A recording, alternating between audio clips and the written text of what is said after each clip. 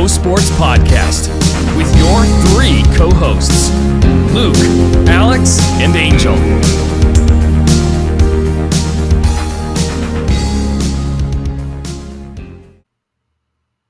Welcome everyone to the first episode of the 3CoSports podcast.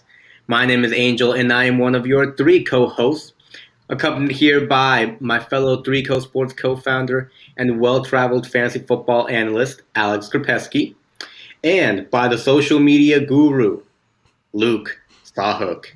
Gentlemen, how are you doing? We're doing pretty well today. This is the third take recording this podcast. So just know, if you're listening to this, we appreciate it. We're working very hard to get it to you. My name's Alex Krpeski. You might know me from Fantasy Data. I did the waiver wire articles this year. I also work at Dynasty Nerds. My rankings for Devi can be found there, along with some other articles that I've written. I also write for 3CoSports, as I am a co-founder of it, and it would be strange if I wasn't writing for my own website. He owns the company. I do own the company, as does Angel, but I did buy the domain. So yeah. Well, there you go. There you go.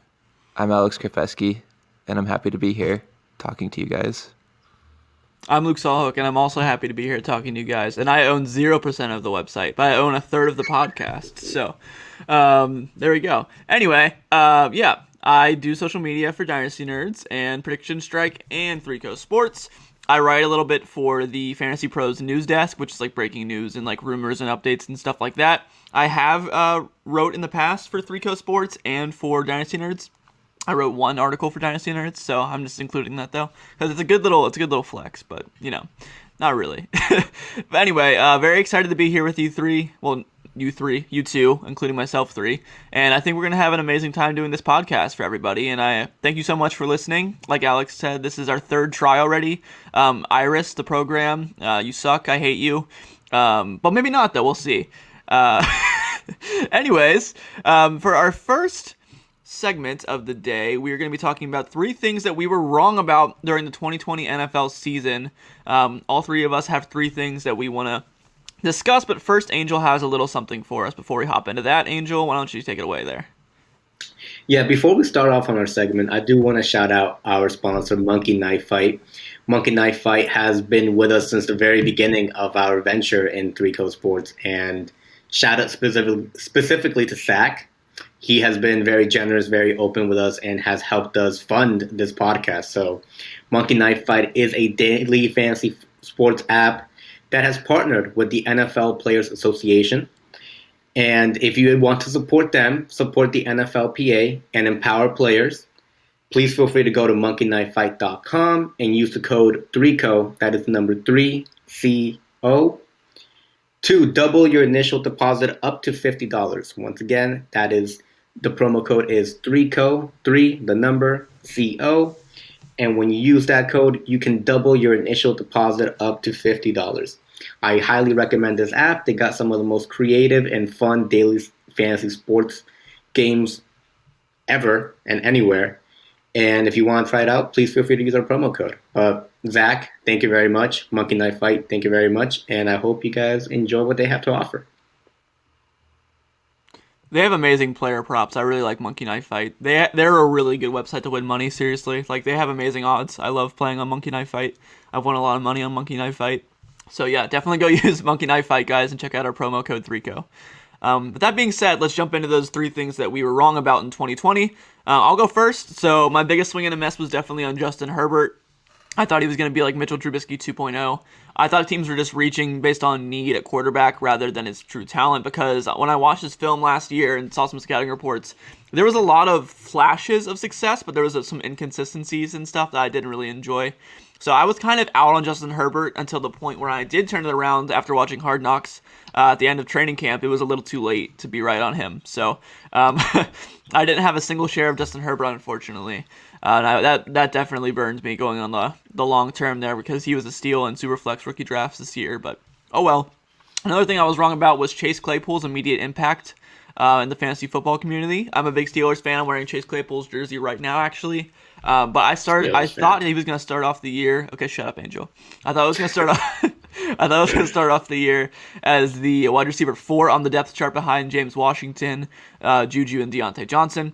He ended up starting as the wide receiver 3, but he was honestly more of the wide receiver 2 as far as targets and all that goes, because they got him involved a ton early on and gave him a ton of manufactured touches, and he set the fantasy world on fire with that game where he scored 4 touchdowns, and all of a sudden he was everyone's latest favorite player, and he was definitely high on my list coming into the season, but I definitely thought he was going to take some time. I thought he was not going to really contribute until next season with the possible departure of Juju and others, but here we are. He was really good, so I was definitely wrong about that. And my last guy was Bryan Edwards for the Las Vegas Raiders. I thought he was going to be an amazing player as well as a low buy-in, high upside pick. He had a lot of things that lined up with the team's opportunity for success as far as not really having a true X wide receiver in the offense with the absence of Tyrell Williams and just drafting Henry Ruggs, who's going to be more of a burner downfield target, and Darren Waller. So they didn't really have an X number 1 wide receiver. And Bryan Edwards had decent draft capital invested into him, so I thought there was a good chance he could have a really good season. But combined injuries and just a bit of a disappointment as far as targets and receptions and all that goes this year, Bryan Edwards was a big swing and a miss from me. So with all that being said, Alex, it's your turn. Share with us your 3 worst takes you've ever made in your entire life. All right. So in my entire life, I don't know if I'm ready to share those today, but I will share my 2020 my 2020 fantasy football. That's another bad show. takes. That's another show. That's for another day. So yeah, speaking of Bryan Edwards, this ties into him and his disappointment. So Darren Waller, great 2019 season, 90 catches, over 1,000 receiving yards, only 3 touchdowns, which is strange for a tight end, but I figured that would grow in his second year. Everything else I expected to go down because, as Luke mentioned, they brought in Henry Ruggs. He was the first receiver picked in the 2020 draft, which was billed as this historically deep class filled with superstars. And he was the first one picked. He's a super fast, great athlete. I wasn't sold on him as the best receiver in the class, but I was sold on the idea that the Raiders would try to make him the most productive receiver by investing that much draft capital in him. And Bryan Edwards as well, they spent a pretty early pick to acquire him. I didn't love him at South Carolina. I felt like his potential never quite showed up in the box score. He never really stood out to me as a guy who could be a number 1 receiver, but I did think he could be a capable number 2 for the Raiders. And I liked him and Ruggs a lot more than Renfrow and Tyrell Williams. So I expected Darren Waller to have a regression, and instead he ended up leading all tight ends in receptions, targets, and target share. I felt like a buffoon for fading him in all the leagues that I just passed on him for a different tight end in. And yeah, it was rough. It was rough to see Darren Waller succeed. I felt bad rooting against him because he's had a long road to this, but yeah, that was the worst one. But it's almost as bad as my A.J. Brown take, because A.J. Brown, I really liked him at Ole Miss. I felt like he had a lot of potential. I felt like he was the best receiver in the 2019 class. I was very disappointed when my Patriots decided to take another guy by the name of N'Keal Harry over him. But we'll talk about that another time. I'm not ready to get into N'Keal Harry yet. But yeah, A.J. Brown, I liked what I saw from him as a rookie. My only problem was it seemed like he was very dependent on big plays for the production that he was getting so hyped up for. 3 of his 5 100-plus receiving yard games came with 5 or fewer receptions, which just told me that he might have gotten lucky. And I liked him a lot, but I kept talking myself out of him as a wide receiver 1. And he blew the door off of that. He came in, finishes the wide receiver 14 despite missing 3 games. He had a 25.8% target share. He had averaged 2.28 fantasy points per target, which was the 7th best mark among receivers. He was second in yards per route run with 2.76. He was just a stud this year, and I really regretted not picking him up in more leagues. Even with Corey Davis reemerging, he still stood out.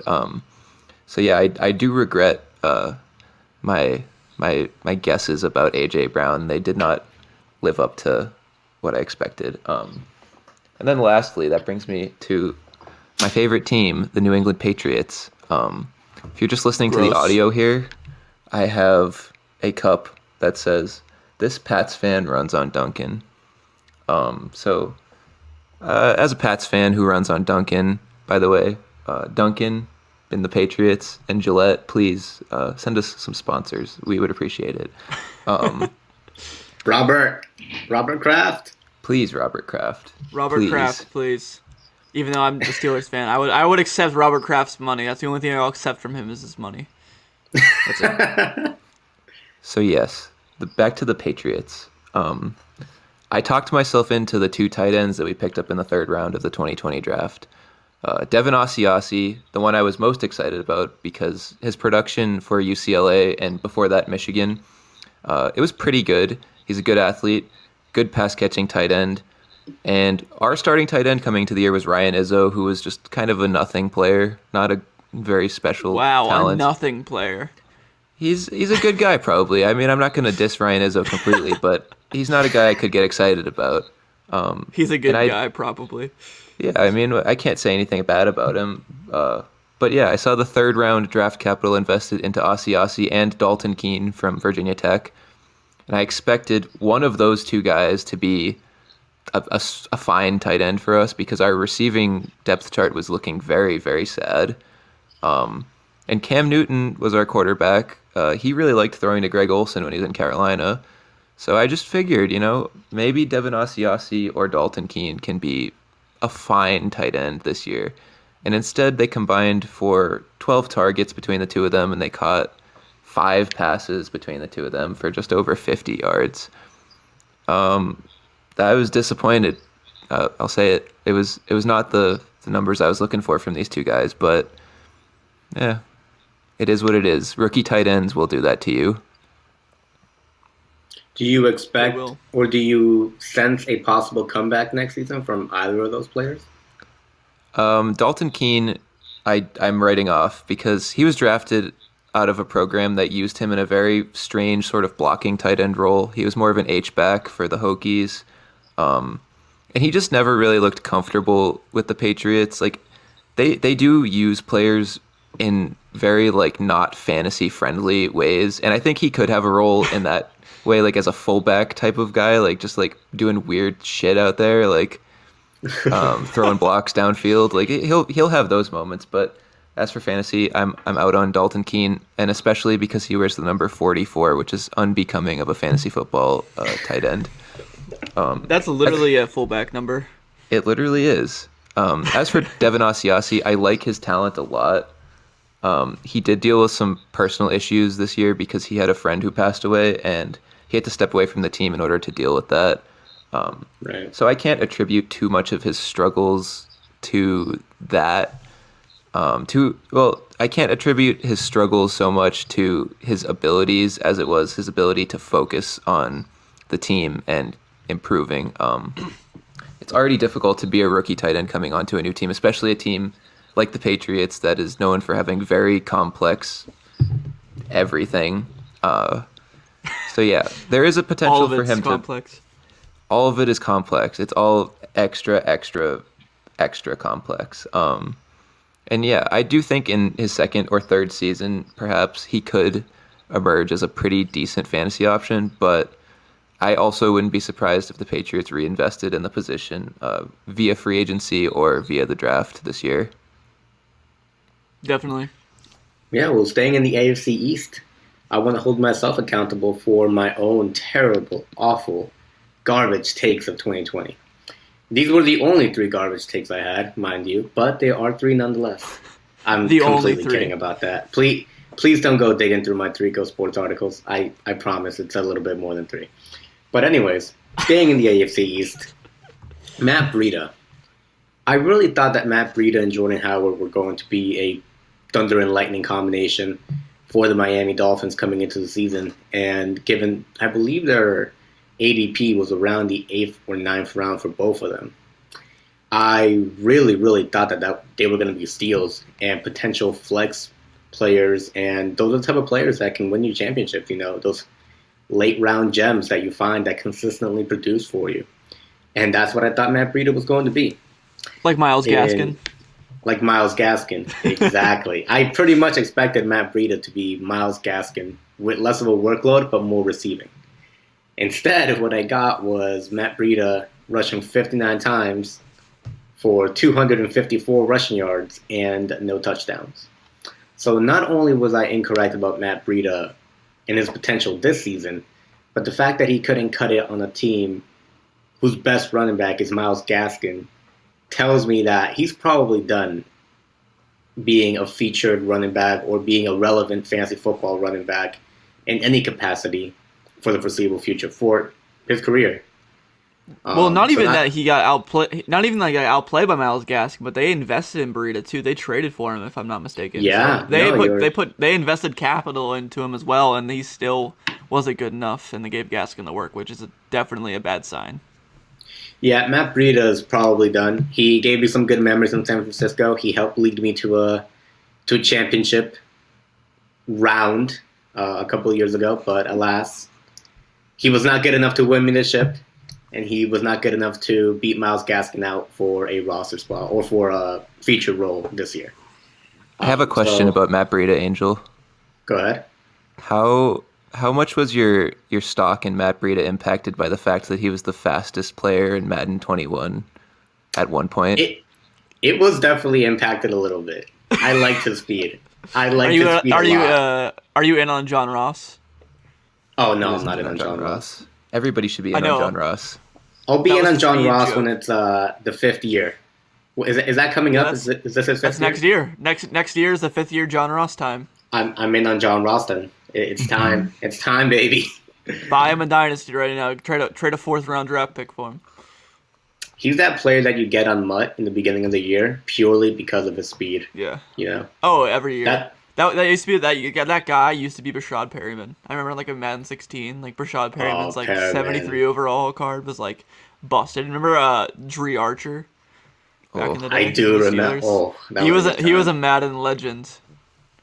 So these guys may not have cut it out in fantasy football land, but we will always be thankful to them in Madden land. So Matt Breida, John Ross, speedy guys everywhere.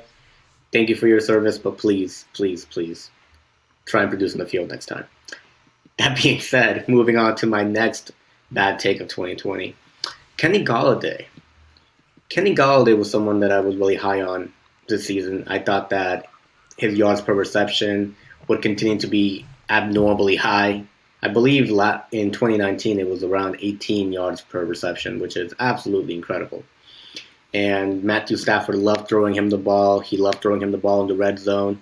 He had a 21.1% target share in 2019, and I just thought that number would go up.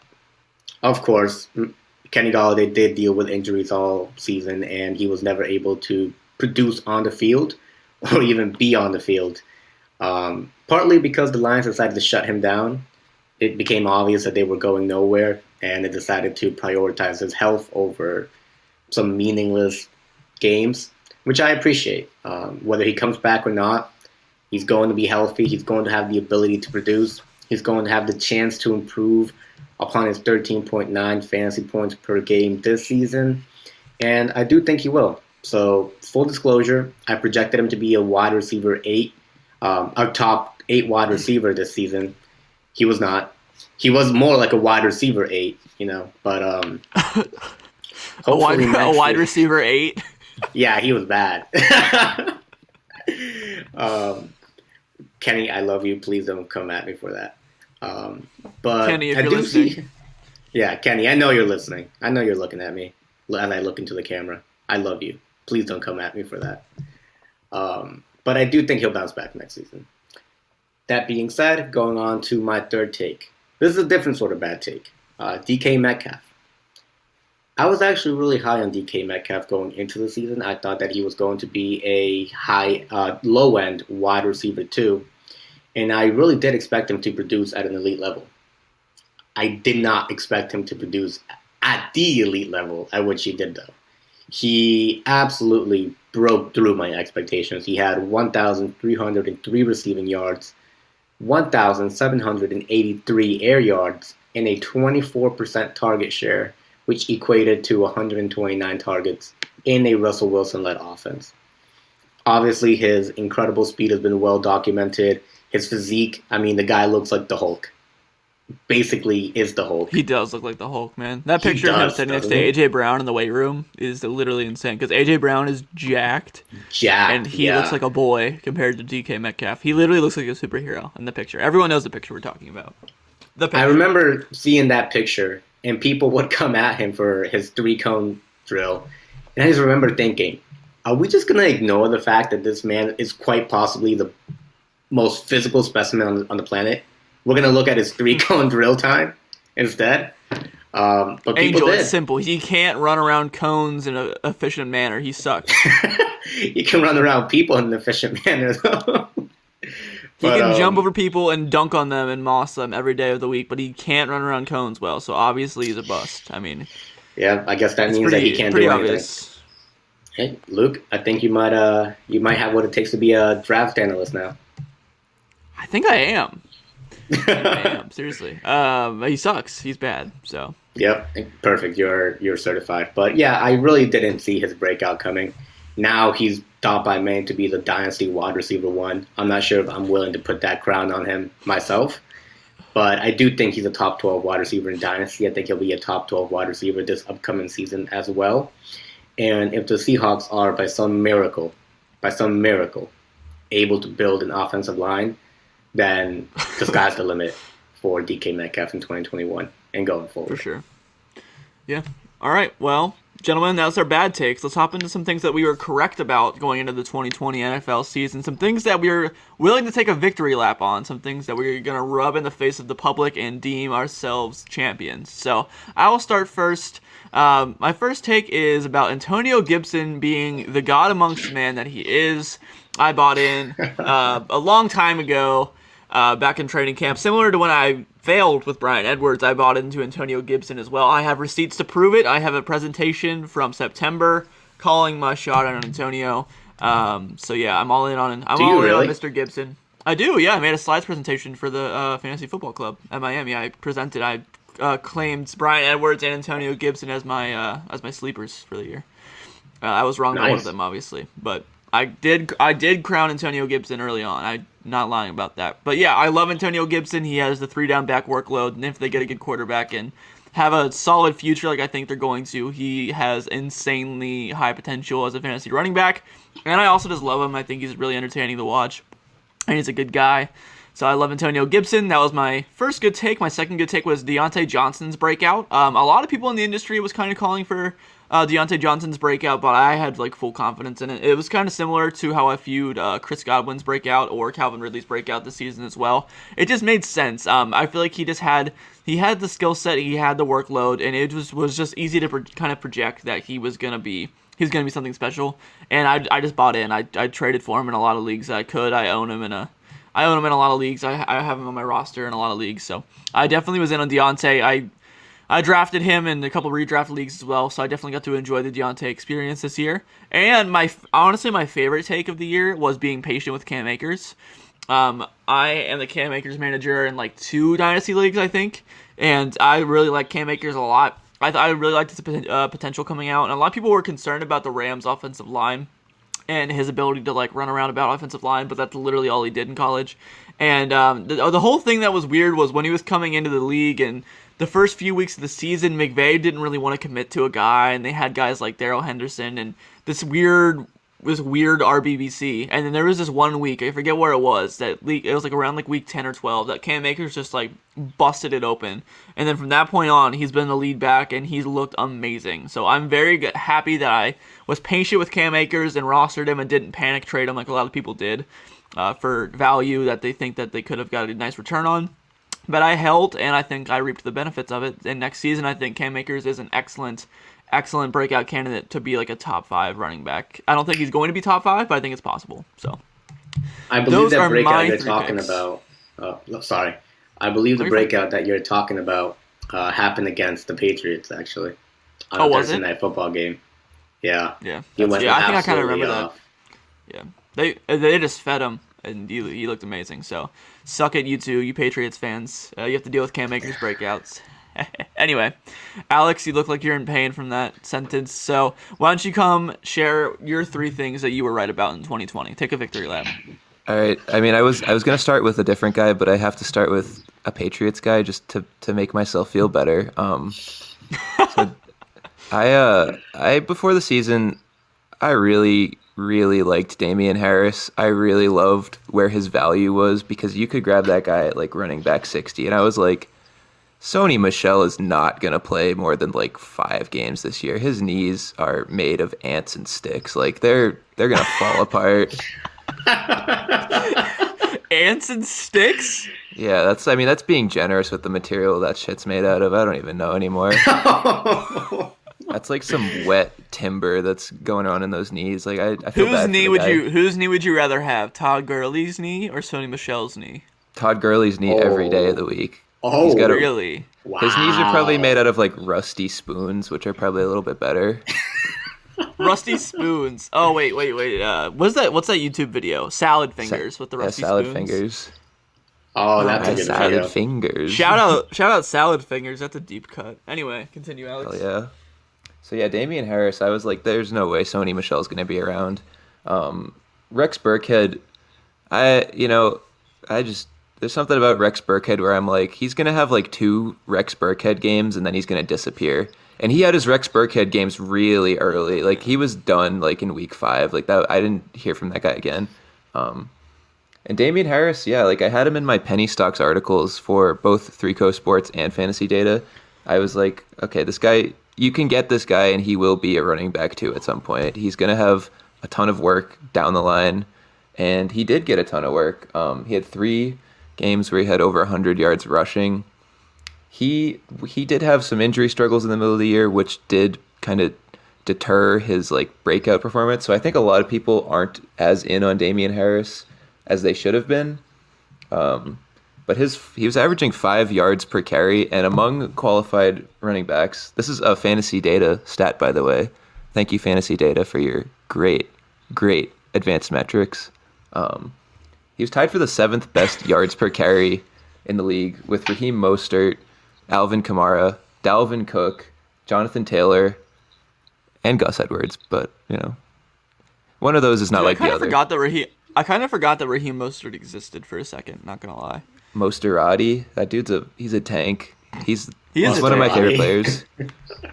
Do you think he's gonna have any? Do you think he's gonna have good value next season, or do you think San Fran's gonna move on to a different guy? As long as that guy is out there, he's gonna look like an absolute horse. The way that guy runs is incredible. He runs like he does not give a fuck who's in front of him. He'll just plow through people. It usually leads to him going on injured reserve for the next 3 games, but like when he's out there, it's like this guy's phenomenal. He runs through whoever for when he is healthy, but then he gets injured. Yeah, he's a little guy. He can't be running like that, but he does it anyway. And he's fast as hell, too. I love Raheem Mostert. We'll talk about him another day, though. He is lightning quick. Yeah. So, yeah, Damian Harris hit a 28.2% juke rate, which was tied with Derrick Henry and Antonio Gibson, the aforementioned Antonio Gibson. I love that man. I love him so much. I actually wrote, Alex, real quick. I wrote a Valentine's Day poem for Antonio Gibson on Twitter. Oh, you gotta share that. I would like to share it real quick. It's roses are red, violets are blue. Antonio Gibson is an RB1. You know it's true. That's great. Thank you. I'm in tears. That was beautiful. How did they not invite you to the inauguration with that poem? They should have, dude. Yeah, you should have been there. Anyway, back to your take. Sorry. I've got more good stuff to say about Damian Harris, if you wouldn't mind. I would not mind. Keep going. So yeah, Damian Harris was used on 89.1% of his carries came like it's in a single back like under center formation, which was only behind Cam Akers and Darrell Henderson in that formation. They just used him to plow up the middle essentially, which it works really well for his skill set. He's not super like twitchy. He's not the kind of guy who's gonna like flop all over the field like LaShawn McCoy. He's just gonna kind of push through guys. So yeah, he worked well with what the Patriots gave him, and He had the sixth best true yards per carry mark in the league. And he also saw the most average defenders in the box. He was seeing 7.4 defenders in the box against him per game. And despite that, he was near the top of the league in yards per carry, and he was just one of the most efficient backs. I felt really good about what I saw from him, and I think this year he's going to be a running back one this year. Like, unless he gets injured, I can't see him not being a running back one. Whoa, He's so good. I nodded a second ago. You think Damian Harris is going to be an RB1? I do. How do we make a bet on this? I don't want to bet in the state that I'm in right now, but we'll talk about it later. I'm in Damien Harris frenzy. I don't want to get irresponsible with my bets. Fine, fair enough. But I will make that bet. RB1, Damian Harris. I will take the not RB1 side all day long. Thank you, though. That's fair. I'll be hitting you up later about that. Please I do. got a little carried away with Damian Harris. I have two other guys who I felt right about. I'll go real quickly through these guys. Austin Hooper, I saw as a huge regression candidate. I did not like his fit with the Stefanski offense, which, as we saw in Minnesota, Kyle Rudolph became just a decoy until the red zone, and then he would get a ton of red zone targets. But Austin Hooper wasn't exactly like a red zone tight end. Like, he's like 6'4", 245. He was used as a possession tight end, essentially. He moved the chains down the field for the Falcons. I didn't really understand why they spent so much money to get him, especially with David Njoku on the roster. And then drafting Harrison Bryant, too, who was a very good tight end in college and arguably was the best rookie tight end. Everything for me was pointing that Austin Hooper was not going to be a very good tight end for fantasy. And, he wasn't. My initial prediction for him That is true. Hashtag analysis. He wasn't good. I thought he was going to get around 58 catches for like 630 yards and like 5 touchdowns, which is like, that would have put him as like the tight end 12 or 13. Like, he was much further up the board in 2019. But he couldn't even do that. He got 46 catches, 435 yards, 4 touchdowns. He was essentially a non-factor. And the most disappointing thing about it was Odell Beckham was out for most of the year. Jarvis Landry was like very injured clearly for most of the year with something. Like, he did not look right. Rashad Higgins Odell or Jarvis? Jarvis looked rough out there. He was looking a little hobbled, I feel like. But yeah, there was a lot of opportunity for Austin Hooper to look real good, and he just did not look very good. And his stats reflect that as well. But then the last guy who I'd like to talk about is a guy who is very near and dear to my heart despite playing for a team that I absolutely despise. His name's Jameson Crowder. You might have heard of him. I love that man. Jameson Crowder is so underrated. Exactly. And he's just like, if you want pure PPR points from somebody, Jameson Crowder on the Jets in Adam Gase's offense was just like, like beautiful. Chef's kiss. This guy, his pace was excellent in the beginning of the year. The first 4 games of the year, he had 46 targets, caught 29 passes for 383 yards and 2 touchdowns. He was on pace to be a wide receiver one. And then Sam Darnold got injured and potentially benched. It was kind of unclear what weeks he was actually injured. And that whole Jets thing just really got gross. There was a lot of like Jeff Smith and Braxton Berrios and Chris Hogan, maybe. Gross. Dude, did you see what I tweeted about Chris Hogan? He signed with the like professional lacrosse league. And I was like, wasn't that guy on the Jets? Yeah, he tweeted out that he announced that he was signing with Chris Hogan. Chris Hogan was signing with Chris Hogan. Chris Hogan signed with like the professional lacrosse league, and he was like, I can't wait to play some lacrosse because apparently he played lacrosse in college, and I was like, wasn't that guy on the Jets like 2 months ago? Now he's like playing lacrosse. It's better than the Jets, honestly. Should tell you all you need to know about the Jets. Yeah, I was going to say, it shows you all you need to know about the Jets wide receiver core if that guy's like out of the league, and it was like 2 months ago that he was playing for the Jets. But yeah. Oh, sorry, Alex, real quick. You know who's going to suffer the most from Chris Hogan being gone? Who? Who's that? the announcers who always felt the need to mention that he played lacrosse in college every single Oh, time that's that so he had true. a catch. Oh my god. Oh, what a great catch by Hogan. Did you guys know that he played lacrosse in college? Repeat Exactly. and rinse 4 times per game. He was one of those guys. I always hated how this every time James Conner played, they were like, he's a cancer survivor. I was like, dude, we get it. Like, you don't need to bring that up every time that he touches a football. Like, that doesn't define who he is. Yeah. Like, obviously, it's fantastic that he like made it through that and like persevered. But like every time he touches the football, you don't be like former cancer survivor James Conner. Like, it's just weird. I don't know. Yeah, I don't think he liked it either, but back to you, Alex. Go ahead, Alex. Oh yeah, I mean I was pretty much done with my praise for Jameson Crowder because he like after that really great start to the season, his body did as it usually does, and you know he's also an ants and sticks man, except his whole body is ants and sticks. He just cannot stay healthy. He's like the guy in SpongeBob with like the paper skin and the glass bones. It's like Yeah. what are you doing out here, bro? You should not be in the NFL if you can't play more than like 10 games a year. Like, I feel bad for him because I love him so much, but it's like, oh, you're just gonna get hurt and you're gonna hurt me. So yeah, What That's the way I that- felt about Will Fuller coming into the year. Will Fuller is very similar to Jameson Crowder in that respect, except Will Fuller when Will Fuller is great, Will Fuller is like wow. Like, I love Will Fuller.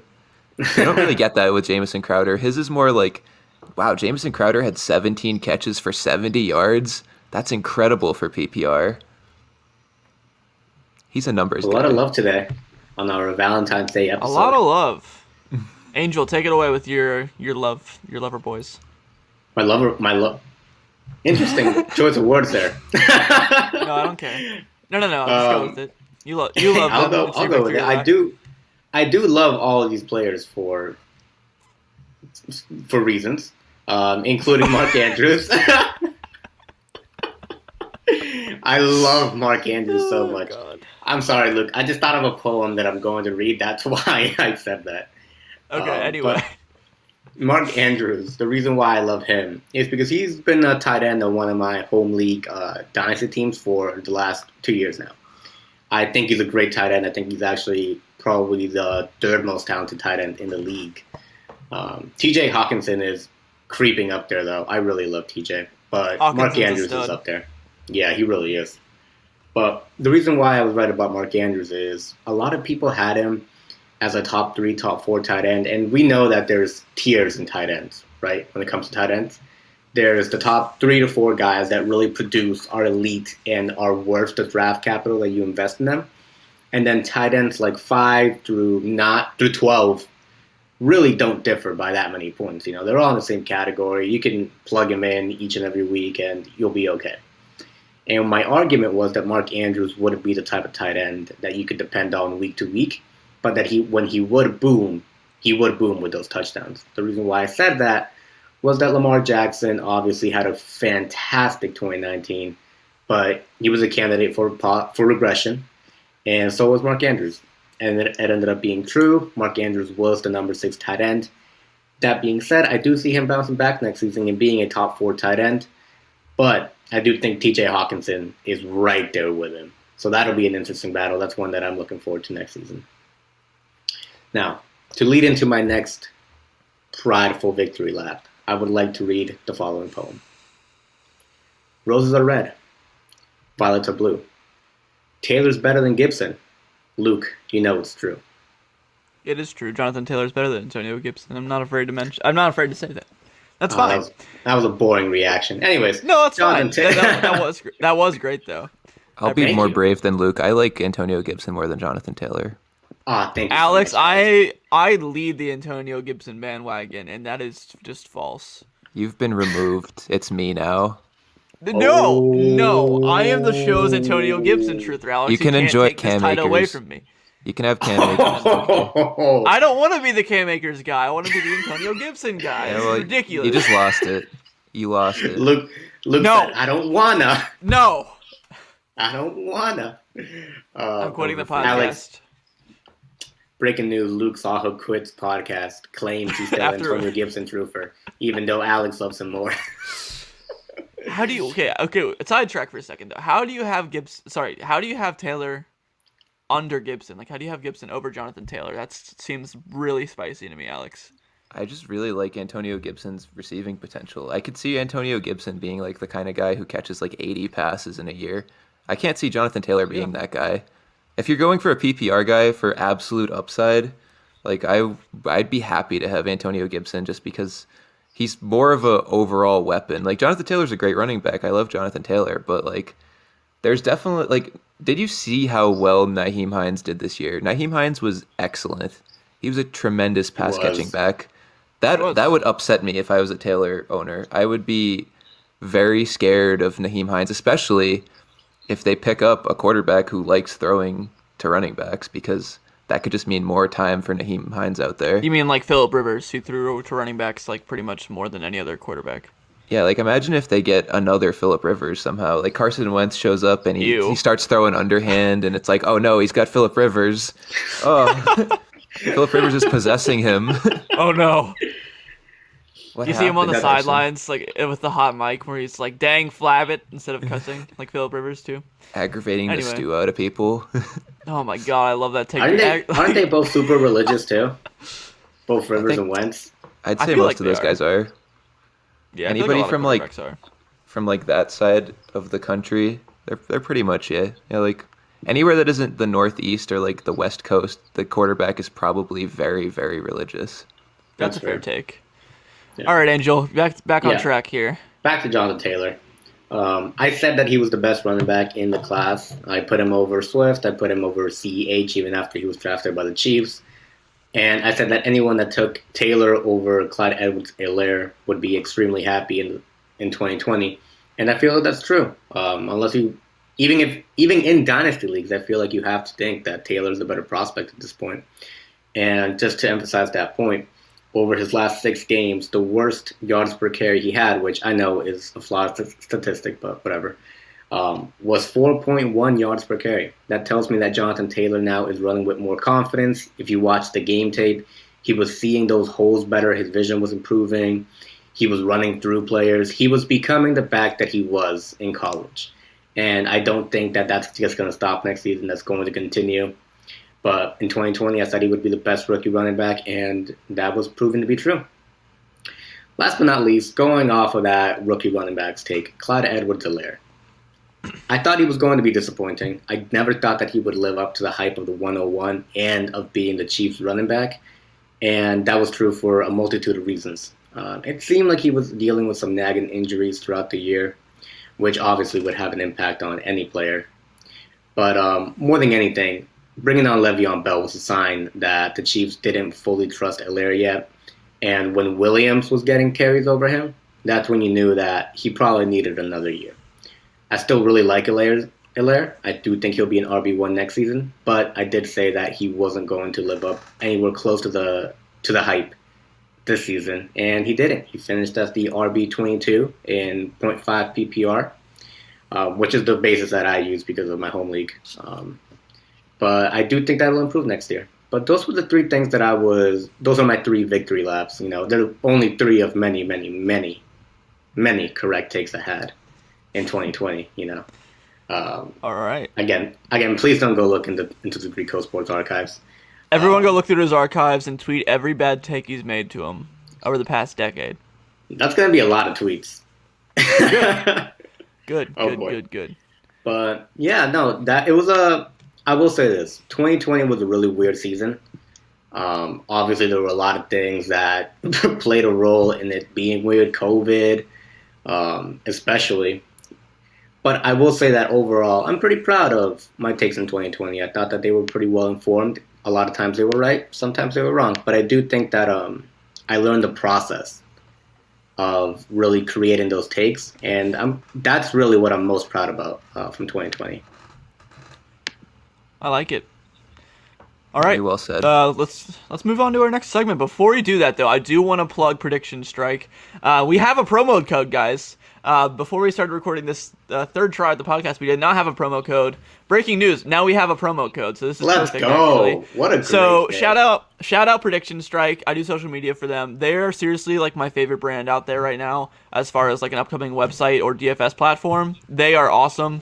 It's like if FanDuel / like DraftKings had a baby with the stock market. You can go on and you can invest in players you like for fantasy sports. We have the NBA and the NFL right now. Gonna be having a ton of other sports like soccer, baseball, esports, etc. It's gonna be insane. But right now we have the NFL and the NBA. You can go on, for example, in the NBA, LaMelo Ball, his stock has gone up over 300% since the start of the NBA season, which is insane. That's higher than Tesla and all these other huge stocks, except for like maybe Dogecoin. Shout out Dogecoin. But anyway, Shout out Dogecoin. If you do want to invest in Prediction Strike and give it a check it out, I definitely recommend that you do.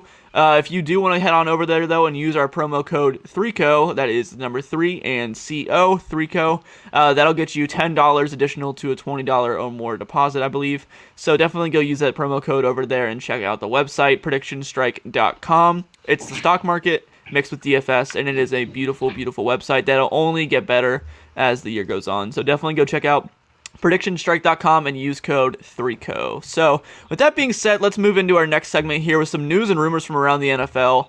I'll start off first here talking about a little bit the Deshaun Watson trade rumors and updates. So not much has happened on the Watson front. I feel like the hype really died down. I feel like the Texans are trying to hold pat, or at least putting out the public perception that they're trying to hold Watson. What do you guys think about Watson's trade situation right now? I guess I'll start. So I think the biggest mistake that Deshaun Watson made was signing the extension before asking for the trade. So that was like, I saw that, I was like, oh, this is going to get messy. And it's getting messy. It is messy. I don't really know what's going to happen because Nick Caserio, the new GM of the Texans, he was with the Patriots for a long time. And the Patriots notoriously are not, like, that organization is not keen on helping players get places they want to get once they leave New England. And I can imagine that the mentality of Caserio will be, I'm going to hold on to you until I get a fair offer. And the only team that I see making a fair offer is the Dolphins, who have the 3rd pick in the draft from the Texans because of that Laramie Tunsil trade. Terrible trade, by the way. Awful trade. So they can trade them their own pick back with Miami's pick, which is at 18, I believe, and potentially Tua Tagovailoa has been floated in these talks as well. That's the only Alex, plausible trade. love that idea. That's what I've been saying the entire time is Tua and the 3rd pick from Miami. It makes the most sense for a trade partner, and I think Deshaun Watson would want to go to Miami and play in Miami because they have a bright future and have a bright. They have a bright future. They have a good head coach. They have a good supporting cast. If you added another wide receiver or something and solidify the offensive line, that defense is already excellent. I think if I was Deshaun Watson, I'd be very happy to land in Miami. Some other places I think are definitely in the conversation for Deshaun Watson are Indianapolis, Chicago, Denver, Washington, the 49ers, maybe the Saints if they figure out that cap nightmare, but I don't really think so. I think definitely the best landing spot would be Miami, though. If I was Deshaun Watson and if I were the Houston Texans, I would be making a phone call to the Dolphins and asking for Tua, the number 3 pick, and maybe like a second. I don't know. I feel like that's a fair trade. Angel, what do you think about Watson? So I have a lot of thoughts on Watson. Before the Matthew Stafford trade, and Alex can attest to this, we discussed it in our living room. I didn't think that Deshaun Watson was going to get a compensation. Or rather the Texans would get the compensation for Deshaun Watson that they deserved because of the leverage that I felt Deshaun Watson had with his no trade clause and with the fact that he's so beloved in the city of Houston. And then the Rams went ahead and traded the house and then some for Matthew Stafford, and that completely changed my opinion of it. Once again, I've said this on the live stream that we had a month ago, and I've said it to other people. My dream scenario is seeing Deshaun Watson on the 49ers. I think that's a match made in heaven. I would love to see what Kyle Shanahan would do with a quarterback of his caliber. What would But the the only 49ers trade location- for him, though, is the question for me. They don't have much to trade, so it's a pipe dream scenario. If you were the 49ers, would you Unfortunately. trade Nick Bosa in a package? Oh yeah, yeah, No.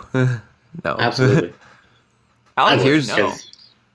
I think we can debunk these 49ers rumors, though, because today we can. they came out with a thing about Jimmy Garoppolo as their guy, which means he'll be traded next year, but this year it looks like Deshaun Watson. One Yeah. more year of Garoppolo. Yeah, he's Yeah, their guy, that's which definitely is fair. that's bad. That's code for he's our guy right now, and then he won't be our guy. Yeah, no, Yeah, I they'll get definitely rid of agree him with next that. season for sure.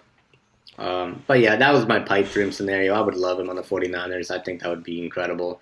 My personal But I don't think it's favorite landing possible. spot. My personal favorite landing spot for Watson, regardless of like trade package and all that stuff, would be the Broncos. I just think those weapons would be so delicious with KJ Hamler, Jerry Jeudy, Cortland Sutton, Noah Fant, 2 decent running backs, and a good Oof. offensive line, and Oof. Patrick Mahomes and Justin Herbert in the same division with him. Like that'd be, That'd be a fun insane. time. That'd be a really, really good time. Seriously. So That's then we some get real- Watson versus Mahomes. Some What's real here? Drew Lock slander. And, you didn't say anything about Drew Lock, but Dude, Drew you Lock did. sucks, man. Drew He Lock- sucks. I love Drew Lock. He did not get a fair shake this year. How? He started like every game. Who would their offensive line was not good. Their receivers, they had 2 rookies. Noah Fant was banged up. Like He it had was like very poor decision making though. I saw a stat from PFF that he had like the most like dangerous throws of any quarterback in the NFL starting this season. I mean, you gotta spend money to make money. So he just needed some reps out there. Oh man. I don't know. I don't think mean, he's gonna be a star. Don't get me wrong, but like I would like to see him with Cortland Sutton for a year. Like before they're yeah, I agree with that.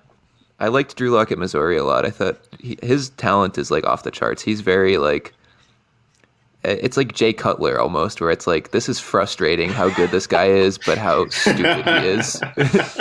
Oh my god, that's so true. Shout out to Jay though. Cutler, man. Most underrated quarterback of the 2010/2000s, I think. Was he though? Maybe Tony Romo's number 1. Jay Cutler's number 2, though. Tony Romo's definitely number 1, I'd say. Yeah, Tony That's Romo fair. was pretty good. Was pretty dope. All right, But- guys. Well, that's a lot of Carson Wentz. That's a lot of Deshaun Watson talk. Let's transition to our next quarterback, Carson Wentz, with his trade rumors and stuff. There's been a lot of buzz coming out of Philly about potential trade partners, such as the Chicago Bears and the Indianapolis Colts. I saw something the other day that said the Colts offered 2 second-round draft picks for Carson Wentz, and the Eagles declined. I've been seeing a lot of reports that it got really hot and heavy with Chicago there for a few days, and there were a lot of reports of packages that were almost done. But it seems that the Eagles are asking a little too much, and they're losing some of their trade leverage with other teams. So what do you guys think about landing spots for Carson Wentz? Let's start with Alex. Like a week ago, it was like, oh, Carson Wentz is going to the Bears. They're trading Nick Foles, first round pick, and something else to get him. And that Tariq it seemed Cohen. like a done deal. Like it seemed like it was done. And then I guess the Eagles did as the Eagles do, and they turned people off. I don't know what happened. I don't know what they said to Chicago, but they said the wrong thing. They were probably rude. That would be very Eagles-like. We found out yesterday that Alex hates the Eagles for some reason, so ignore his just- Eagles slander. I like people who like the Eagles. I just don't like the Eagles. So just to clarify, Shout out to Matt McCoy. Yeah, shout out I like Matt Matt McCoy. McCoy. I love Matt McCoy. Matt Yeah, he's a McCoy, pretty cool congratulations on your promotion to Devi team lead. By the way, Yeah, that was you sick. deserved it. So yeah, Eagles, Carson Wentz. Where was I again? I do think the Indianapolis Carson Wentz thing, it like kind of has to happen, right? Like It does. I think it makes yeah. the most sense. Him and Frank It has to need to have happen. a reunion. it would be strange if he was traded to a team that wasn't the Colts. And the Colts need to open up that first round pick in the talks. I think like they're not going to lowball Philadelphia with 2 second round picks. That's insulting. That's like the kind of trade you get offered on Sleeper by some guy who you don't know. Like that's like, come on, like please. Like I feel like 2 second round picks for Carson Wentz is not a terrible offer. that man was the second overall pick and he almost won an MVP. Like he's 28 years old. Come Derek on. Carr If Matt also Stafford, almost won an MVP. Andy Dalton also almost won an MVP. I would trade 2 second-round picks for Derek Carr if I really, really needed a quarterback. And the Colts don't have a quarterback right now. They have Jacob Eason. Yeah, I know, but Jacob Eason, I wrote a little article about that on Fantasy Pros, actually. There's rumors coming out from beat reporters in Indianapolis that he is not even in the conversation to start this year. Wow, they're not even doing the Stidham thing with him. They're not even going to pretend. Yeah, they're not even going to pretend that Stidham, Eason's their guy. I think it would be Brissett, if anybody, if they didn't get Brissett is a free agent, though. Oh, he is? Though, never mind that. I guess it would be Eason. But I think they definitely are going to trade for a quarterback. I think Watson or Wentz or Mariota or Carr or somebody's going to go there. I saw the other day, by the way, that Washington is very interested in Marcus Mariota, which is quite interesting to me. That would be an interesting fit. Before we dive into that, though, Angel, what do you think about Carson Wentz? Much like Alex, I think it would be strange if he went anywhere but Indianapolis. And I do agree that Indianapolis doesn't have much leverage at this point. They need to offer that first-round pick. Matthew Stafford completely reset the market. You know, when the Rams offered the house for Matthew Stafford, that meant that any team trying to get a QB was going to have to pay up now. Before that, maybe they could work something out where it was just 2 second-round picks. But now, I feel like a first-round pick is just the start of an offer, and then you got to offer a player that would fit the Eagles' needs, which are many. So maybe a wide receiver to complement Jalen Reagor. But I think it's inevitable. Much like Danos, Wentz to the Colts is inevitable, and it's going to happen eventually.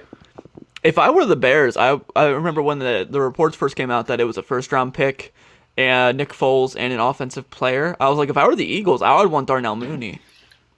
Darnell Mooney that'd be would really be a great nice. fit. That'd be a really nice. I like that a lot. Yeah. I do too. But then it came out that it was rumored to be Tariq Cohen, which I thought was interesting because they already have Miles Sanders. They don't really need another running back, but maybe the Bears want to get rid of Cohen for some reason. I don't really know why, but who knows? That was just rumored though, so who knows? Anyway, imagine how happy Ethan would have been if. Oh my God! I forgot to tell you, Angel. Bears. Ethan texted me the other day. We're talking about Ethan. He's my girlfriend's younger brother, and he was on our live stream. He's a living legend. He is a living legend that Angel and I did, and he was making all these hot takes, and it was hilarious. And he said that if Deshaun Watson comes to the Bears, he will drink pickle juice out of a what did he say? Pickle juice and bananas combined or something like that. It was something disgusting. Something disgusting. Yeah. Oh yeah, he would drink mustard and pickle juice combined. And he said if Deshaun Watson does not go to the Bears, he will drink juice out of a shoe. So either way, we're getting mustard and pickle juice or juice out of a shoe drank by Ethan Streckfus. Shout out you, Ethan. What did he say he was going to drink? He just said something the other day. He said he was going to drink something. He will be on the pod when that happens. Yeah, he'll be on video when he drinks juice out of a shoe, most likely. Or maybe mustard and pickle juice if they land Deshaun Watson. So why would somebody put themselves in this position willingly? Why would He's a madman. He is an absolute madman. He didn't have to drink anything, but he chose. He could either drink one bad thing or another bad thing. Exactly. Really it's just juice, himself. But it's out of a shoe. So that's worse than the pickle juice. People drink pickle juice. Yeah, that's true. All right. Well, gentlemen, I think we've come to the end of our time here. We've finished up the show document, and I mean, third time was the charm after all, as Angel invited us with the link for this recording. It said third time's the charm. And it's true, third time was the charm. The file has not been corrupted. So we've officially done it. We've recorded an episode. Our first ever episode. Let's give ourselves a round of applause. A big accomplishment, I would say. No one gave themselves a round of applause. I'm afraid. I'm not clapping, but we got to finish this off. Yes, we do have to finish this off because if we keep talking, Iris is going to just delete our recording file forever. So, to anyone that's listening to this podcast, thank you very much for listening. Thank you very much for supporting us. And to everybody that we talked about, Matt McCoy especially, congrats on your promotion. And even though the Eagles suck, we love you. Anybody else got anything else to say? Yeah, no, just thank you guys so much for listening, and we'll see you next time. Thank you guys. Bye-bye. Bye.